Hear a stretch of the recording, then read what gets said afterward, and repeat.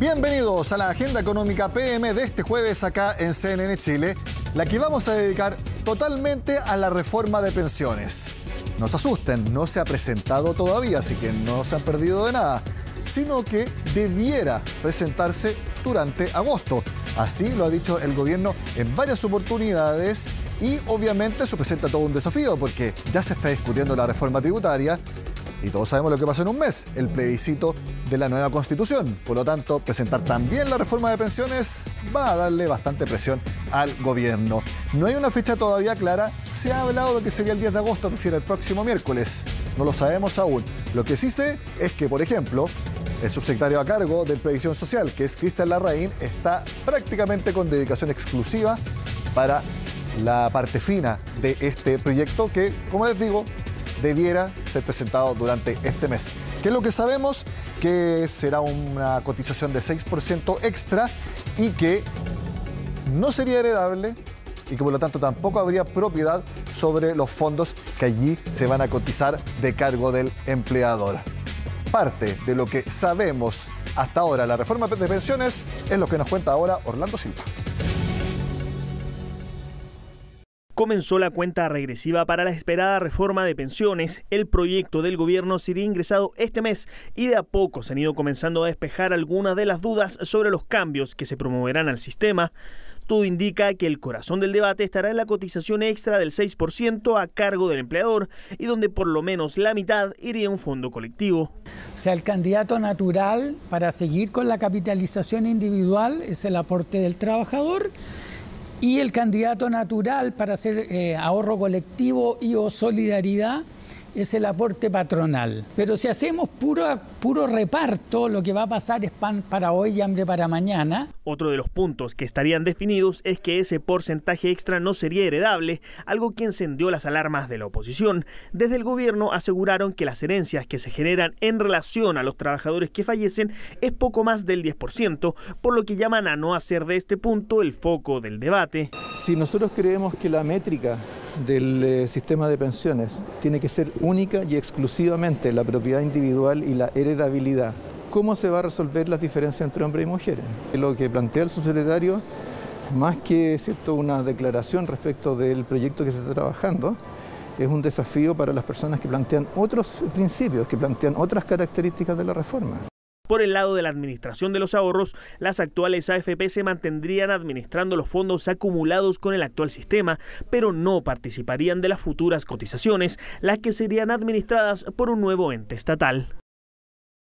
La razón principal por qué quisimos hablar de reforma de pensiones hoy en Agenda Económica es porque Criteria publicó una encuesta precisamente sobre las opiniones y preferencias respecto de la reforma previsional. Se hizo a más de 1000 personas, prácticamente mitad y mitad hombres y mujeres, mayores de 18 años y hace poco, entre el 14 y el 19 de julio.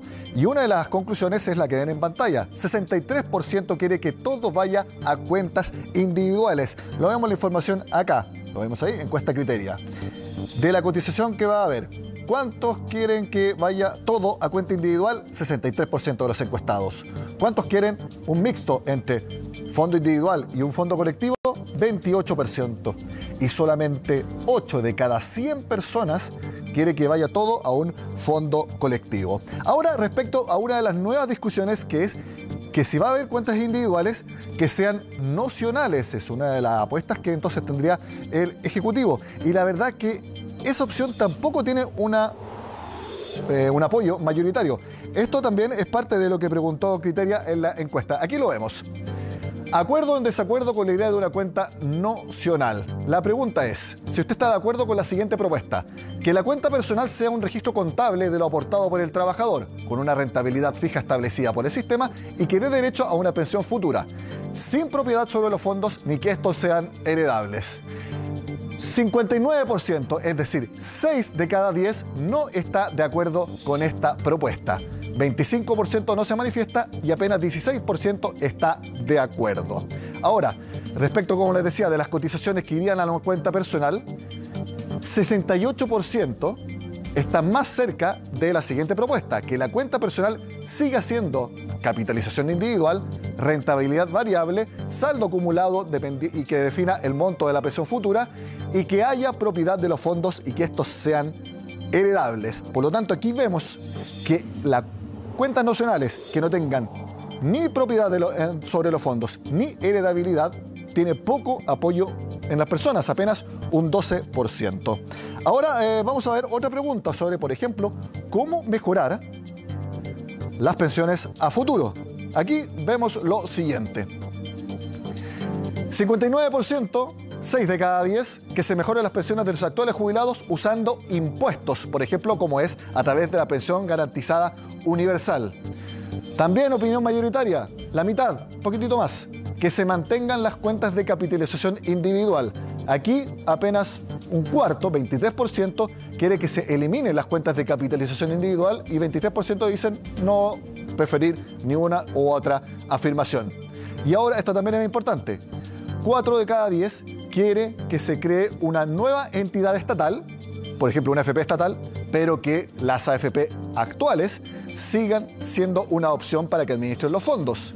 Aquí hay algo más de dispersión y bastante más equilibrio. 38%, casi 4 de cada 10, quiere que se eliminen las AFP y sean reemplazadas completamente por una entidad estatal. Y con eso llegamos a la última información que les quiero entregar en esta parte de la encuesta. Miren, la preferencia de administración, 8% solamente sea una entidad privada. 21% solo una entidad estatal. Aquí es lo uno o lo otro. Pero miren aquí algo muy importante. Libre elección. 7 de cada 10 personas. 71% dice que quiere que en todo momento quieren ser las personas las que libremente elijan una administradora privada o una administradora estatal. Es muy importante esta opción que muestra la encuesta Criteria y que es parte de lo que opinó el director de Criteria, Cristóbal Valdivieso.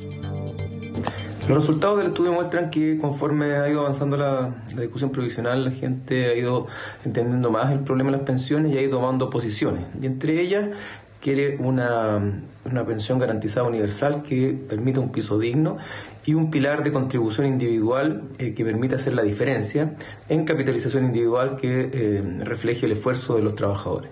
Y respecto a la administración de los fondos, hay una expectativa amplia de que haya libertad de elección, donde la gente pueda elegir administradoras privadas para que le administren los fondos o bien administradoras públicas. La libertad de elección es muy, muy relevante desde el punto de vista de las personas porque es una manera de no sentirse atrapada ni por el mercado o los privados, ni tampoco por el Estado. Si se eliminan las AFP, ¿se mejoran el nivel de las pensiones? Es una pregunta también que hizo Criteria y que es la última lámina que vamos a presentar. La pregunta, o sea, la frase en concreto, eliminando las AFP, ¿mejorarán las pensiones? 42% está de acuerdo, 4 de cada 10. Un cuarto de los encuestados están en desacuerdo, 27%, y hay un amplio también espectro de 31% que es neutro, es decir, no lo saben o creen que es una pregunta que quizás está de más o que las AFP sí tienen influencia, pero tampoco tanta. Bueno, es parte de lo que queremos mostrarles. Esta es una encuesta que es muy oportuna, ya que, como les decíamos, estamos a puertas de que se presente la reforma de pensiones. Al regreso, acá en Agenda Económica, vamos a conversar con un senador de la Comisión de Trabajo, que es una de las instancias más importantes, que va a revisar precisamente la reforma de pensiones. Lo vemos al regreso acá en Agenda Económica.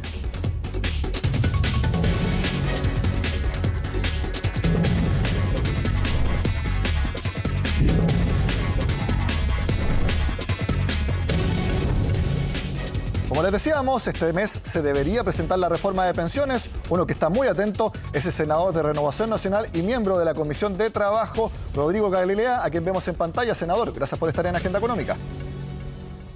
Hola Nicolás, muy buenas tardes y muchas gracias por la invitación a conversar sobre este tema de pensiones que tantos años nos ha tenido ocupados. Sí, de hecho, la encuesta Criteria señala que más de la mitad de los chilenos es una primera prioridad que se presenta en la reforma de pensiones.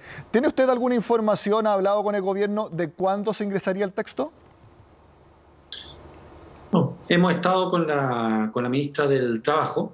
Esta semana, de hecho, también estuvimos analizando otros temas básicamente cómo va el avance del pago de la PGU con Cristian Larraín, que es el encargado de coordinar estos temas previsionales, pero aún no nos dan una fecha cierta de cuándo ingresarían el proyecto, y lo único que hemos sabido es más o menos lo mismo que todos ustedes, este trascendido de que estarían optando porque los 6 puntos de cotización adicional vayan a un fondo colectivo, no heredable, en fin, las cosas que ya han salido en prensa.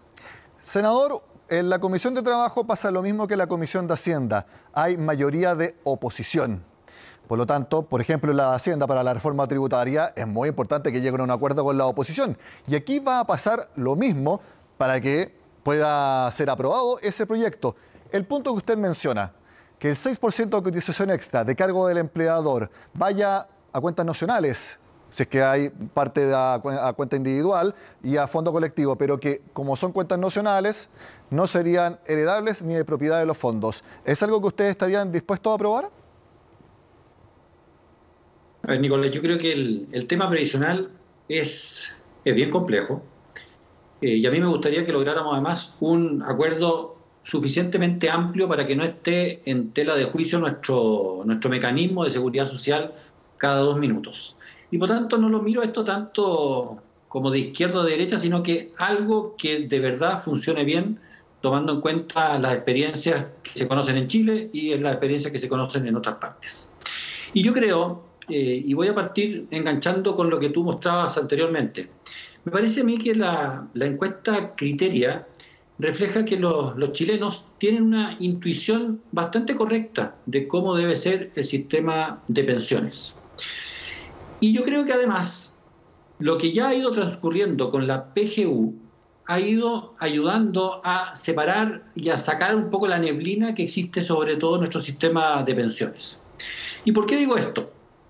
Me puede interrumpir cuando quieras, Nicolás, pero ¿por qué creo que lo de la PGU ha sido tan importante?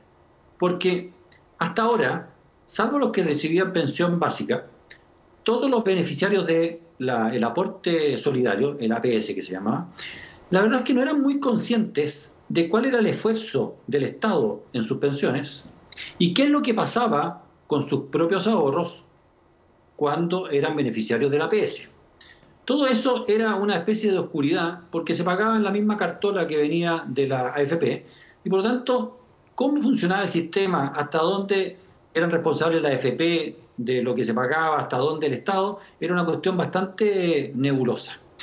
Entonces creo yo que con el avance de la PGU, que recordemos que ahora en agosto ya empieza a aplicar hasta el 80% de la población, y del 80% va disminuyendo hasta llegar al 90% de la población, pero prácticamente a todo Chile le va a empezar a llegar la PGU una vez que cumpla los 65 años. Para todos ya empieza a ser más clara la figura y el esquema de nuestro sistema de seguridad social. En ese sentido, entonces ustedes, por ejemplo, apoyarían que se aumente el monto de la PGU como usted mismo manifiesta, porque como está la PGU ahora, ¿ya hay una conciencia de que hay en verdad un sistema mixto también de pensiones? La PGU ha venido a clarificar las cosas. Entonces ya hoy, recordemos, la PGU hoy día está casi en 200.000 pesos, está en 197.000 por ahí, porque se aplicó el reajuste por inflación a junio de este año. Entonces ya toda la gente está muy consciente de que hay un piso que está en la línea de la pobreza, que se llama, que es la PGU. 197.000, vamos a hacerlo fácil para esta conversación, 200.000 pesos mensuales para todos los que hayan cumplido 65 años. Y además se paga automático. Tú cumples 65 y se te empieza a pagar. En segundo lugar, está el piso de tu ahorro previsional obligatorio. Lo que todos los que tenemos remuneraciones formales, vamos ahorrando mes a mes en nuestra respectiva AFP. Recordemos, Nicolás, que hasta hace poco, cuando tú tenías ahorro, recibías menos aporte solidario. Y mientras más ahorro tenías, menos aporte solidario. Acá la gracia, creo yo, de la PGU es que separa estas cosas. Hay un piso que te lo asegura el Estado. Hay otro piso que es tu ahorro obligatorio y que va a depender de tu propia disciplina en ir ahorrando y efectivamente darle importancia a la formalidad. Y en tercer piso está lo que venimos a denominar el ahorro voluntario. Vamos a la cotización obligatoria, senador, porque también ahí está gran parte de la discusión. Sí. El gobierno apostaría por cuentas nacionales, pero aquí vemos en la encuesta Criteria que la mayoría de las personas no quiere cuentas nacionales, quiere cuentas de capitalización individual. Entonces, ¿cuál sería su postura en esa disyuntiva? Yo creo que hay que resolver y creo que podemos llegar a un acuerdo en ese tema. ¿Hay que hacer un ahorro mayor al que estamos haciendo para la previsión? Efectivamente, hay que hacer un ahorro mayor. ¿Quién lo tiene que hacer? ¿Tiene que ser a cargo del empleado o tiene que ser de cargo del empleador? La verdad es que se pueden buscar ambas figuras, ¿ya? ¿A quién debe ir esto?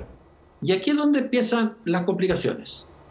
La mayor parte de la gente, y la verdad es que yo me sumo a eso también, creo que el ahorro obligatorio que nace de mi remuneración debe ir a mi cuenta individual durante toda la vida que yo trabaje.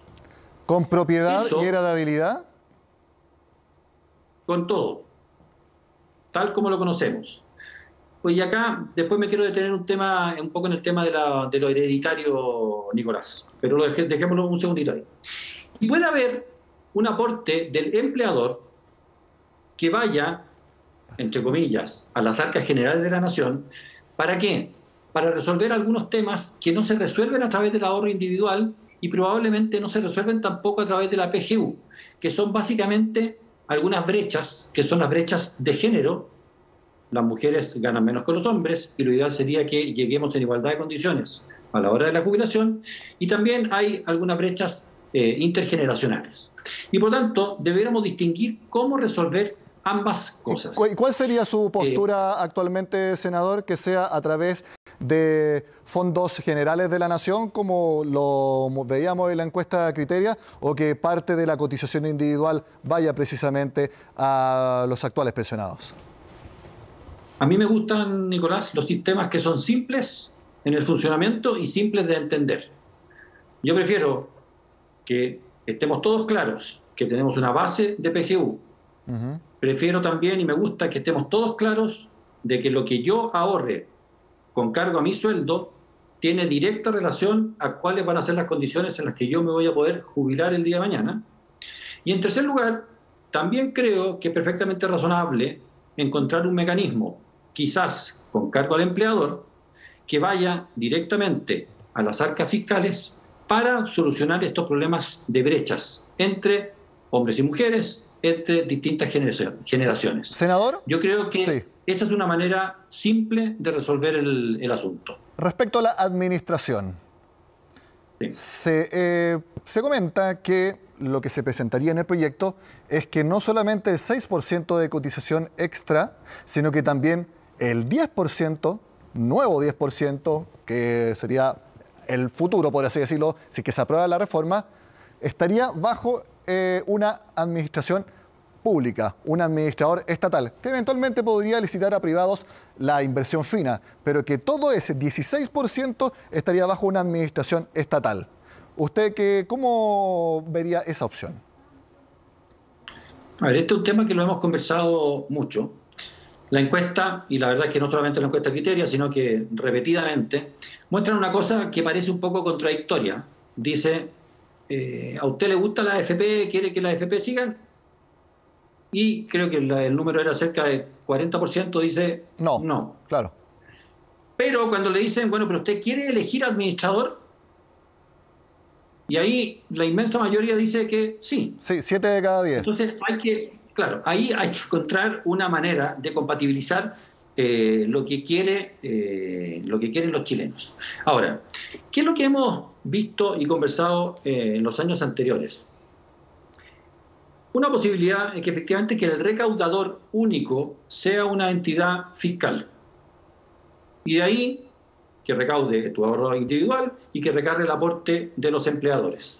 Y de ahí que tú le digas, que cada trabajador le diga al recaudador fiscal, oiga, yo quiero que mi plata lo siga administrando tal institución.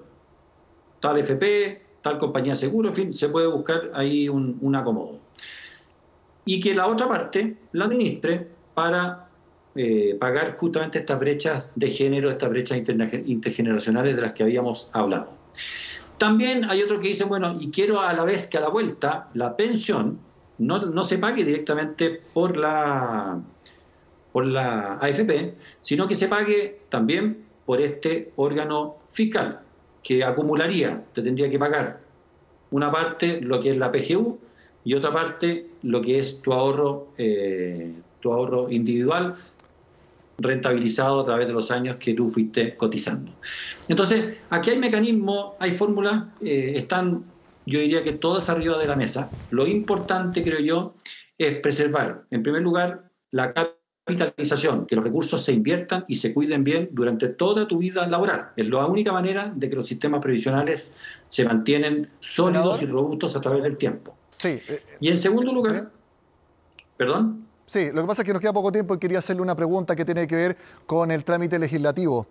Se va a presentar eventualmente la reforma ahora en agosto. ¿Usted cree que empezaría a legislarse antes del plebiscito o van a esperar después del plebiscito? Obviamente porque va a haber muchas cosas al mismo tiempo y van a haber harta tensión política. No, más allá de las tensiones y el plebiscito, yo creo que si es que el gobierno entra con este proyecto la próxima semana o la subsiguiente, ya no alcanzamos a ver nada más que la presentación. ¿Y por qué digo esto? Porque recordemos que dentro de los horarios del Congreso está la semana distrital, que es la última semana del mes, y por lo tanto toda esta discusión, asumiendo que el proyecto es presentado en agosto, en la realidad, más allá de una explicación que pueda dar el Ministerio o el Ejecutivo respecto a lo que presentó, el trámite real, la escucha de los expertos, la escucha de organizaciones que quieren siempre opinar en este tema, va a empezar en el mes de septiembre. Rodrigo Galilea, senador de Renovación Nacional, miembro de la Comisión de Trabajo, gracias por estar en Agenda Económica y por supuesto vamos a hablar bastante más seguido cuando se empiece la tramitación de la reforma previsional. Que esté muy bien. Bueno, a tu disposición, Nicolás, muchas gracias y nos estamos viendo. De esta manera terminamos esta Agenda Económica que quisimos dedicarla al tema que yo también siempre le he dicho que es prioridad número 1 en materia económica, la reforma de pensiones. Y cuando se presente el proyecto, lo analizaremos a fondo acá en el programa. Sigan con nosotros acá en CNN Chile.